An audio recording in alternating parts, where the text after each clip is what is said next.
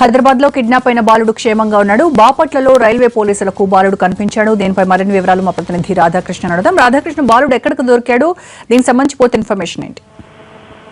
నిన్న సాయంత్రం 6 గంటలకు కనిపించకుండా పోయిన శబరీష్ బాపట్లలో ప్రత్యక్షమయ్యాడు. నిన్న సాయంత్రం 6 గంటల ప్రాంతంలో ఇంట్లో ఉంచి బయటికి వచ్చిన తర్వాత శబరీష్ కనిపించకుండా పోవడంతో తండ్రి వెంకటరమణ చాలిబండ పోలీసులకు ఫిర్యాదు చేయడం జరిగింది. ముందుగా మిస్సింగ్ కేసు కింద కేసు నమోదు చేసుకున్నప్పటికీ ఆ తర్వాత సికింద్రాబాద్ రైల్వే స్టేషన్ లో స్థానికంగా అంటే వెంకటరమణ నివాసం ఉంటున్న ప్రాంతంలోని చెందిన 2 మహిళలు తాము శబరీష్ ని సికింద్రాబాద్ రైల్వే స్టేషన్ లో చూసామని ఒక వ్యక్తి 9:45 ప్రాంతంలో నిన్న రాత్రి 9:45 ప్రాంతంలో ట్రైన్ లో తీసుకెళ్తున్నట్లుగా తాము చూశామని చెప్పడంతో పోలీసులకు సమాచారం అందించడం జరిగింది. వెంటనే పోలీసులు కిడ్నాప్ కేసు కింద కేసును మార్చి అతని కోసం గాలించడం మొదలు పెట్టారు. మొత్తం 2 బృందాలు రంగంలోకి దిగి అతని కోసం శబరీష్ కోసం గాలించడం మొదలు పెట్టారు. అయితే నాటకీయ పరిణామాల మధ్య అతను బాపట్ల రైల్వే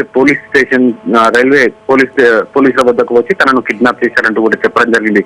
నిన్న 9:45 ట్రైన్ ఎక్కిన తర్వాత ఇవాళ సాయంత్రం సమయంలో అతను బాపట్ల రైల్వే స్టేషన్ లో ప్రత్యక్షం కావడంపై పోలీసులు ప్రస్తుతం అతన్ని విచారిస్తున్నాను.